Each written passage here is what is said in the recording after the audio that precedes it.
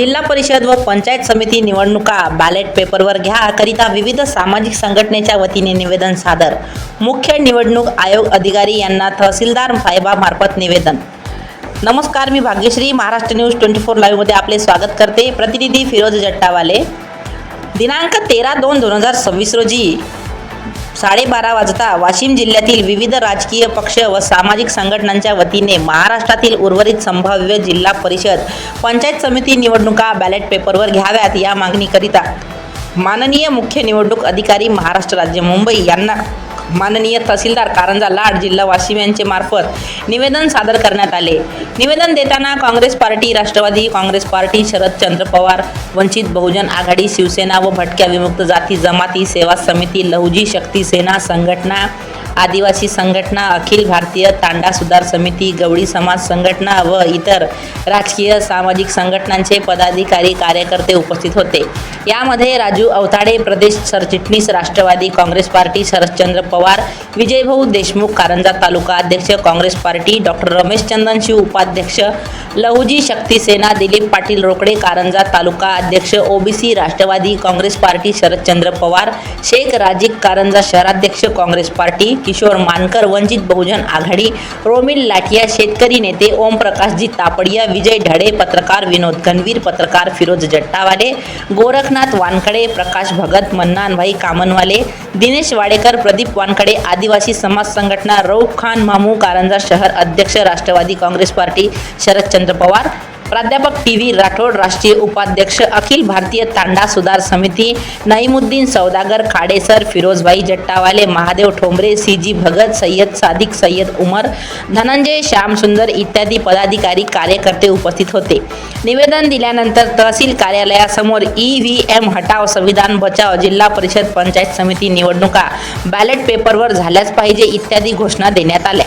Maharashtra news 24 live प्रतिनिधी फिरोज जट्टावाले तसेच मी भाग्यश्री यांच्यासह आपली रजा घेते. भेटूया पुढील बातमी सत्रात. नमस्कार. मुख्य निवडणूक आयुक्त यांना सुद्धा निवेदन देण्यात येत आहे की सध्या भारतामधील सर्व इलेक्शन EVMच्या माध्यमातून घेतल्या जात आहे, परंतु त्या ठिकाणी EVMच्या माध्यमातून निष्क्रिय अशा वोटिंग होत नाही आहे.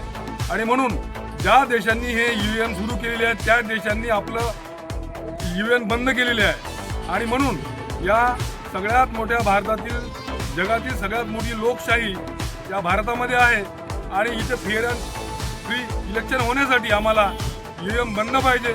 आणि ह्याच एकमेव मागणीसाठी आम्ही संपूर्ण वाशिम जिल्ह्यातील लोकांच्या वतीने आम्ही या ठिकाणी मागणी करतो की शक्य तेवढं लवकर EVM बंद करून बॅलेट पेपरवरती इलेक्शन व्हायला पाहिजे. फ्री अँड फेअर इलेक्शन व्हावी हीच आमची या कारंजा तालुक्यातील मागणी कारंजा तालुक्यातील जनतेच्या वतीनं इलेक्शन कमिशनला करण्यात येत आहे. Ban EVM, save constitution. आज दिनांक 13/2/2026 रोजी विविध राजकीय पक्ष आणि सामाजिक संघटनांच्या वतीने माननीय मुख्य निवडणूक अधिकारी महाराष्ट्र राज्य यांना माननीय तहसीलदार कारंजा लाड जिल्हा वाशिम यांच्या मार्फत आम्ही निवेदन सादर करीत आहे. गेल्या 3-4 वर्षापासून देशामध्ये EVM मशीनवर लोकांचा विश्वास राहिलेला नाही आहे. बऱ्याच ठिकाणी EVMमध्ये घोळ झाल्याचे काही पुरावेसुद्धा सिद्ध झाले आहेत.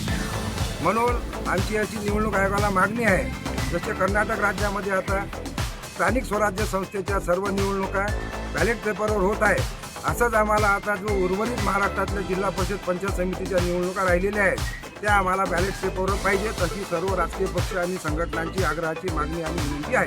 धन्यवाद. आम्ही तहसील कार्यालय कारंजा येथे शेतकरी एल्गार समिती आणि काँग्रेस पार्टी कारंजा आणि वंचित सर्व पक्षीय संघटनात्मक आम्ही येथे आलेलो आहोत.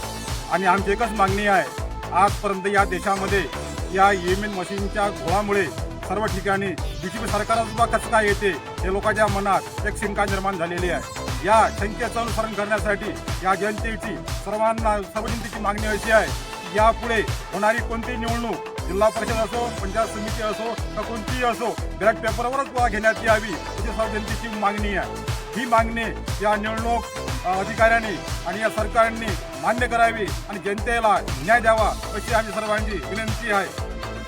अन्यथा आम्ही या तहसील कार्यालयापुढे तीव्र आंदोलन करण्यात येईल असं सर्वांचं मत आहे. तरी याची दखल घेण्यात यावी अशी माझी नम्र विनंती आहे. जय हिंद, जय भारत.